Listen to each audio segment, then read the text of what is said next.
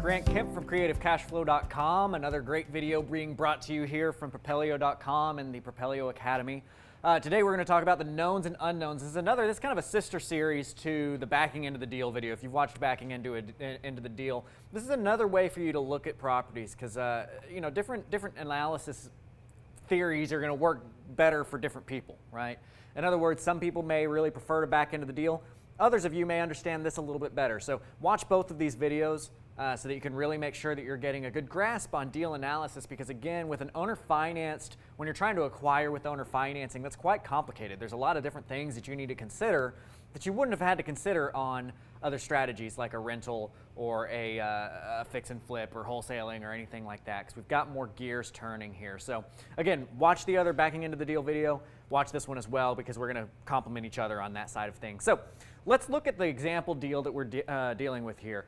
We're going to have a house that comps out at $100,000 and $1,000 or $1,050 a month in rent. And in this example, we're going to say that our seller wants $85,000 and that there's absolutely no way that we could get our seller below that, okay? So one way to analyze this deal and figure out how we're going to make our offer to the seller is by using a method that I call my knowns and unknowns. It's kind of after my Samuel L. Jackson Pulp Fiction section of, well, you got your knowns and you got your unknown, that kind of thing. We're going to figure out what we do know, what we don't know, and then just start knocking away at those. So what I'm implying here is that the house is owned free and clear, and that the seller is okay with accepting payments over time to get their purchase price to them. And we're also just going to assume that there's zero repairs needed. You know, in the real world, it's very atypical to run into that, but in this example, that's what we're going to go off of. If you are running into a situation where you've got repairs, just factor that in when you're backing into your deal, when you're analyzing this, when you're doing your knowns and unknowns. That's got to be something that you're going to have to recoup, is that price of those repairs. So let's start making a graph, okay? And the way to do this is you just take a sheet of paper and draw a line down it, and on one side you're going to put your knowns, on the other side you're going to put your unknowns. On our first known, we know that this house is worth $100,000. We've already done our comps. We figured that out. Propelio.com has a great way, if you don't have MLS access, to get real MLS access without having to be an agent or an unlicensed assistant or anything like that. So check that out for your comp usage. But we're going to say that it's a $100,000 purchase or sales price at the end of the day. Again, I'm talking about once we acquire it, what can we sell it for? Similarly, once we acquire it, we would be able to rent this for $1,050. That's also what our comps are showing us. We've got a $1,000 or a $1,050 rental comp. We're going to assume that when we sell our property with owner financing, we're going to collect a $10,000 down payment, which is 10% of the sales price. We said we're comping at $100,000. So if we get a 10% down payment, that's 10 grand, right? And we're also going to say that there's a 3% agent's commission whenever we sell our property with owner financing.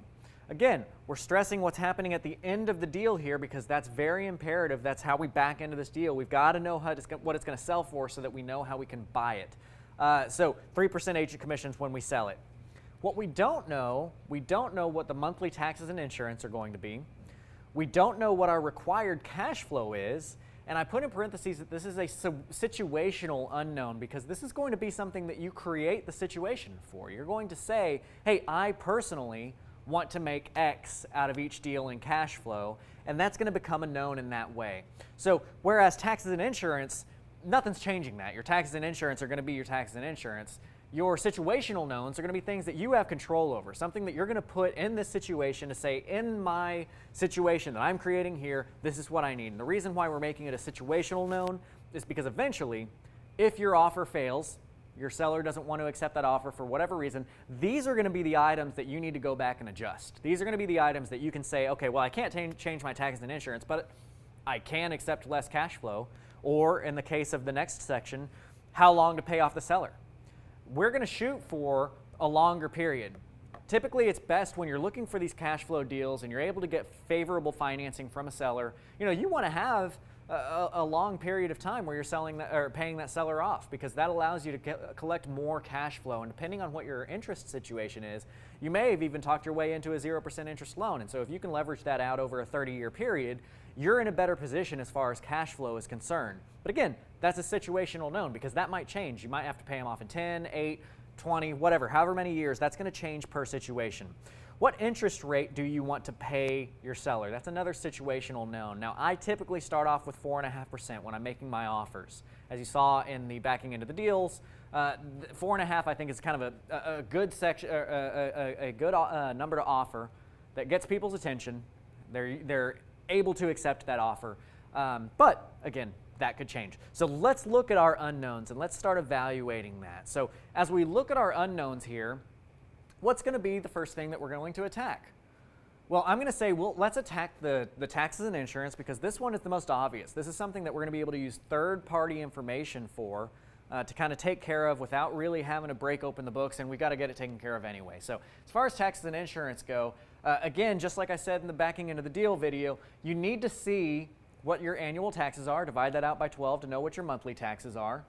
Watch the tax calculation video so that you can figure out how to find these taxes and how to calculate it out if there is not, if there are exemptions taken on your taxes. But basically what it boils down to, the short and sweet of it is that you're going to go to your county CAD, your central appraisal district. You're going to find a box that looks like this, and you're comparing the taxable value in each one of these columns to whatever the taxable value is at the top of the page. Typically, it's going to say there's the land value, the improvement value, and then the market value. That market value is its taxable value.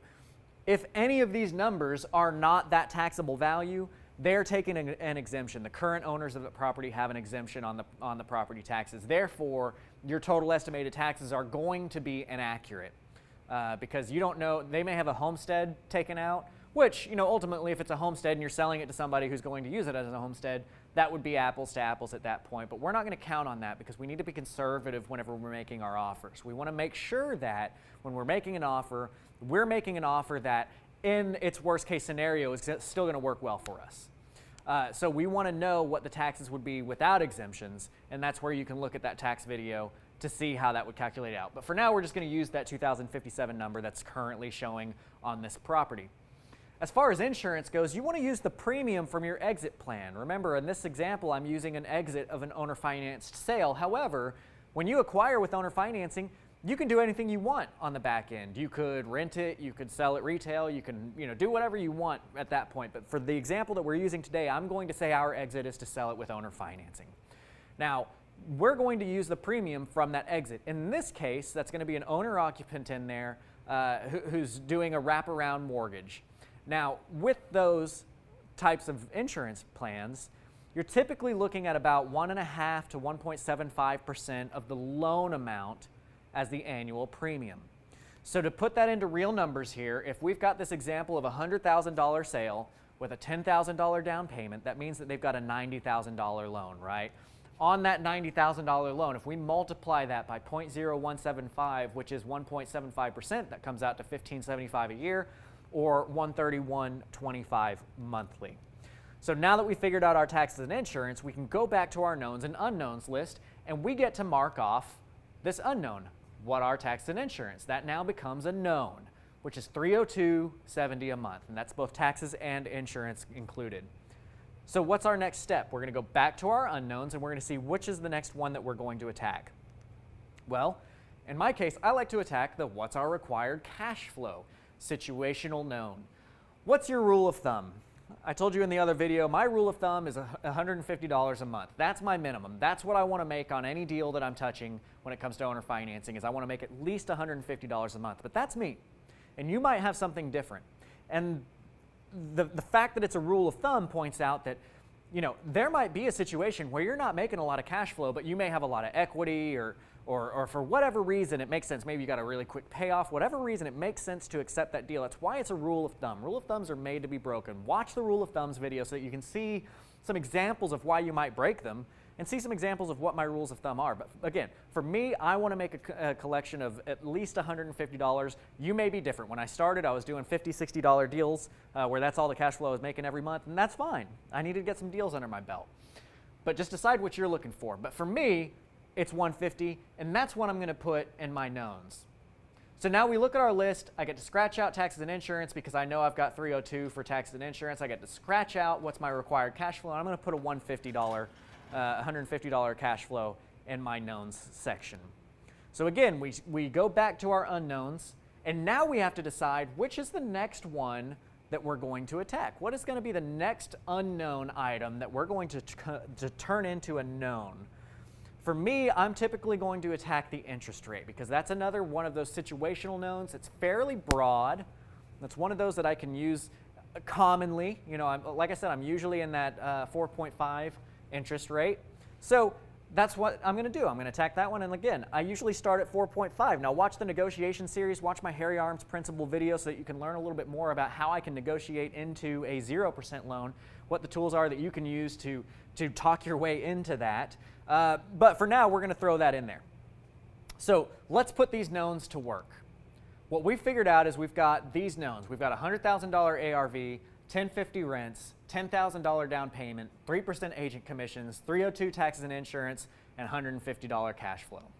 Well, when we apply that, that means that we have $597.30 left over to pay on a monthly basis, right? We've got $1050 in rent minus $302 for taxes and insurance, minus $150 for cash flow, which is our situational known, and that leaves $597.30 over as the money that we have to play with on a monthly basis.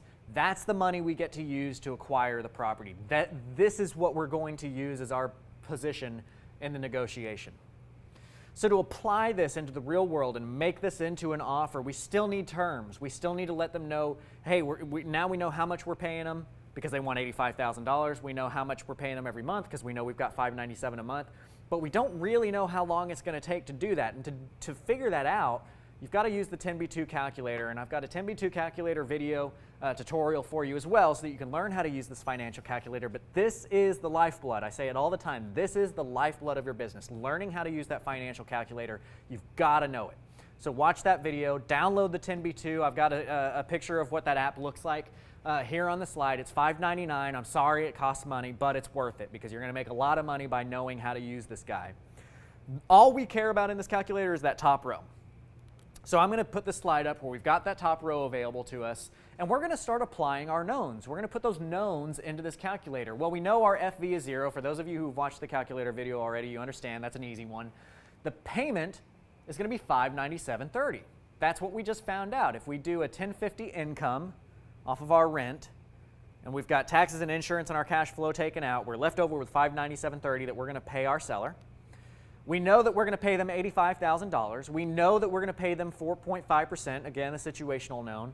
So what does that leave as far as how long it's going to take to pay them? That's a 203-month payment to get them taken care of with those terms. So then we have to ask ourselves, does this satisfy the seller? And if so, we're done. We've marked it all off, and we've got a good offer in front of us. But if the seller isn't happy, we need to figure out what they're unhappy about. We need to find what that item is that's not quite making it work for them. Typically, I'll skip you to the front of the line, typically it's the amount of time. Usually the seller wants to get paid off much quicker. I'll tell you, when they start this negotiation, the seller's typically thinking 3 to 5 years in their payoffs. No matter how big the loan is, they typically are thinking 3 to 5 years. So I will tell you right now, usually I'm able to negotiate them out to about 10 or 12 years. But we're going to start our negotiations with 30 years, or in this case, 203 payments, which is just under 20 years. And if they aren't happy, it's time for you to start going back to those situational knowns and adjusting. Until that deal makes sense, you start adjusting the situational. So now let's look at our unknowns and knowns graph and start noticing which ones are situational. Right? We've got several. We've got what's our required cash flow. We've got how long to pay off the seller. We've got what interest rate do we pay them. And at that point, we've just got to start getting creative because you've got a million different options. You can delay your payments. You can use your down payment when you sell it to pay the loan down with your acquisition. You can do interest only. You can adjust what interest you're paying. You can do less cash flow. You can change your contract price. You know, all this kind of stuff. And this is where the creativity comes into play. I give you some examples of that in the backing into the deal video, so I do encourage you to go watch that video because I'll show you exactly how you can methodically go back and change one item, change one item, change one item until you can get to an offer that makes sense for them. But guys, this is where the creativity comes into play. And this is why that calculator is so important, because as you're sitting there staring at your seller and going through the negotiations, you've got to be able to be running numbers with your thumb down in the corner so that you've got a number that makes sense for them. You've got to find their motivations. You've got to use negotiation tools. You've got to look at open-ended questions. Get their motivation out of them. I give you a great question to ask in the other video about, do you have any pressing financial needs? Use that question. Guys, these are great ways to acquire properties, because again, if you're acquiring properties with owner financing, you have unlimited resources. You can buy 90 of those a month if you want. Now, Fannie Mae and Freddie Mac would never lend you 90 houses worth of money every month, but when you're doing seller financing, it's between you and the seller, and you make that deal pay for itself, and it all makes sense in the long run. But you've got to know how to analyze it. You've got to know how you're getting into a deal to become an investment and get the seller to agree to something that's going to be favorable terms for you, but still makes sense for them enough to sign the contract. All right, so keep on watching these videos. Stay plugged in. We really want to hear about your successes. Grant at creativecashflow.com. You can shoot me a message. Let me know how this is working for you. And one of the coolest things, I've got somebody down in Houston that was one of my personal mentor students, and she's a high-end jewelry salesperson, and she's told me several times of the negotiation strategies that I'm giving her in real estate, and she's like, dude, my sales have gone through the roof on the jewelry side because I've used this and this and this method, and people are buying, people are selling. I'm getting it. So, you know, these are all techniques that can be used in any realm of life, and I'd like to hear if you're getting results somehow here in real estate or outside. I want to hear about it. As always, look up propelio.com on Facebook and Twitter, and you know, all the wonderful social media outlets that there are out there. Same thing with creativecashflow.com. But until then, you know, just keep watching these videos, keep learning. I look forward to seeing you guys become successful in this, and we'll see you next time.